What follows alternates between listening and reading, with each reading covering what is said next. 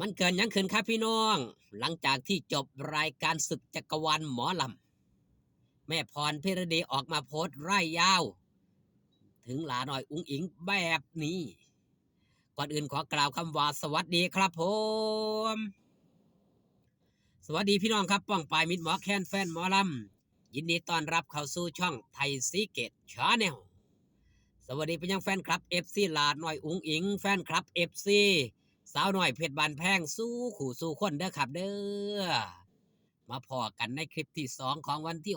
6เดือนธันวาคมปีพุทธศักราช2568คำนี้ครับคิวงานสาวน้อยเพชรบานแพงปะทะสาวน้อยลำเพลินโชว์ตลาดกินซ่ารังสิตพี่น้องมิตรหมอแคนแฟนหมอลำก็อย่าลืมอย่าพลาดครับอยู่ไก่ไปให้กำลังแรงเชียร์แรงใจกันหลายๆเด้อครับเด้อ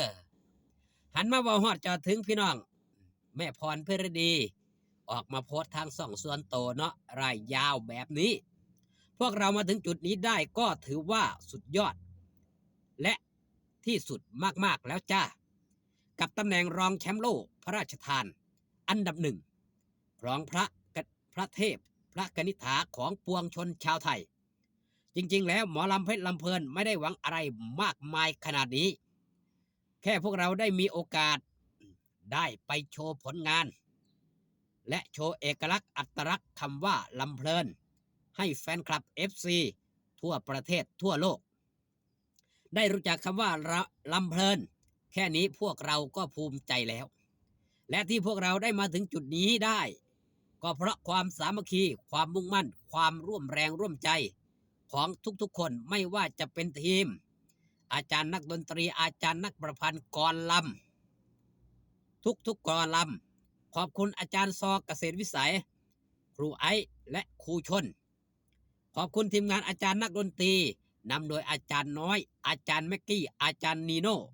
และทีมทุกคนทีมเพชรลำเพลินแบนด์ขอบคุณศิลปินรับเชิญน้องอุ๋งอิงเพชรบ้านแพงที่ได้มาร่วมสีสันให้กับเพชรลำเพลินเด้อจ้าขอบพระคุณรายการศึกจักรวาลหมอลำที่ให้โอกาสพวกเราได้มีที่ยืนอยู่จุดนี้และได้โชว์เอกลักษณ์คำว่าหมอลำเพลินให้แฟนคลับทั่วโลกได้เห็นและโชว์เอกลักษณ์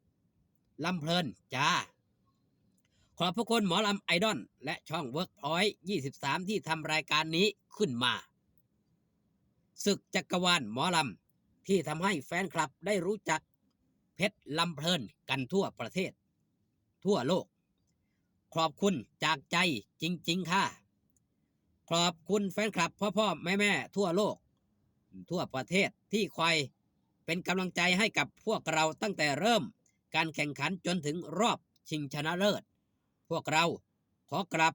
ขอบพระคุณจากใจจริงๆค่ะนั่นคือข่าวความเคลื่อนไหวของแม่พรพิรดีนางเอกหมอลำตลอดกาลตั้งแต่เพิ่นอยู่หุ่นครับพี่น้องมิตรหมอแค้นแฟนหมอลำกับคงสิหูสิทราบเนาะอยู่กับสาวน้อยเพชรบ้านแพงเป็นนางเอกมาตลอดหลังๆก็ได้รับบทโตร้ายสุดท้ายเพิ่นก็ได้ออกมาครับได้ออกมาตั้งวงเองสร้างวงเองเบิ่งดูแลวงเองนั่นก็คือวงเพชรลำเพลินเมื่อวานครับถือว่าเป็น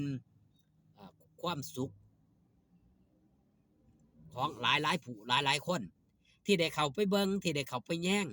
3ทีมที่เข้ารอบบ่ว่าจะเป็นคำผุนร่วมมิตรปฐมออเดอร์โชว์และเพชรลำเพลินส่วนทีมที่ได้แชมป์ไปนั่นก็คือปฐมออเดอร์โชว์เป็นหมอลำน้องใหม่วง2ของปฐมบันเทิงศิลป์พี่น้องมิตรหมอแค้นแฟนหมอลำผมเชื่อได้เลยว่ามีแต่ความยินดีมีแต่ความยิ้มแย้มแจ่มใสจังไหนจังว่าจังสั่นครับเพราะรายการนี้เป็นรายการหมอลำสืบสารศิลปะวัฒนธรรมหมอลำศิลปะอีสานบ้านของเฮาที่เขาไปเบิ่งกันหลายมือเคลื่อนเนื่องจากว่ามีศิลปินตัวท็อปศิลปินมหาชน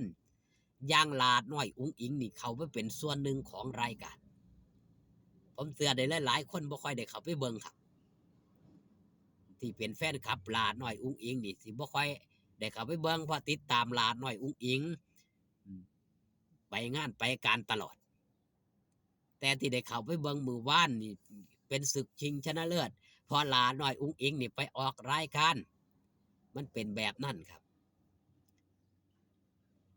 ก็บ่ค่อยได้ติดตามคือว่านละ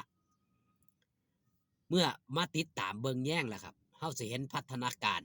ของหมอลำเฮาสิเห็นอัตลักษณ์เอกลักษณ์ของหมอลำที่นำผ้าศิลปะพื้นบ้านอีสานผสมผสานกับหยังครับศิลปะอื่นๆนำมาโชว์บนเวทีศึกจักรวาลหมอลำลาน้อยอุ้งเองก็ได้มีโอกาสไปเป็นส่วนหนึ่งครับ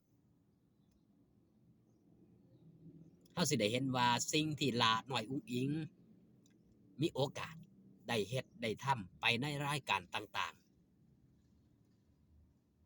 ๆเป็นสิ่งที่วันเวลาเป็นตัวกำหนดหลายคนปรารถนาอยากจะไปร่วมรายการครับแต่บ่มีโอกาสส่วนลาน้อยอุ้งอิงนี่แม่นหยังจังได้รับโอกาสก็สืบเนื่องจากลาน้อยอุ้งอิงนี่มีผลงาน มีผลงานอันโดดเด่นเอ่อมีอย่างครับ มีแฟนคลับ SFC เหนียวแน่นและก็เป็นที่ประจักษ์ในการสร้างสมคุณงามความดีของลาดหน่อยอุ๋งอิงบ่มีข่าวสารเรื่องราวที่เสียหายเป็นศิลปินมหาชน เป็นซุปตาติดดิน เป็นซุปตาที่มีกระแสติดต่อกันยาวนานไม่มีแผ่วตลอดระยะเวลา2 ปีกว่าเกือบ3 ปีแล้วครับนี่เดือนหน้าก็3 ปีเนาะเดือนหน้า15 มกราเนี่ยก็สิเข้าขวบ3 ปีของหลานน้อยอุ้งอิงที่มายืนอยู่บนเวทีสาวน้อยเพชรบ้านแพง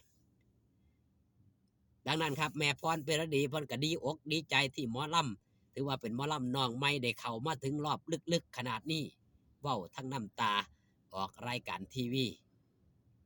มื้อแรงก็อย่าลืมอย่าพลาดครับไปให้กำลังแรงเชียร์แรงใจสาวน้อยเพชรบ้านแพงสาวน้อยลำเพลินโชว์รูปแบบการแสดงสิเป็นไปจังไดนั้นติดตามเด้อครับเด้อคลิปนี้ฝากต้อนเอาไว้แต่เพียงซ้ำนี้พอกันคลิปหน้าสบายดีครับผม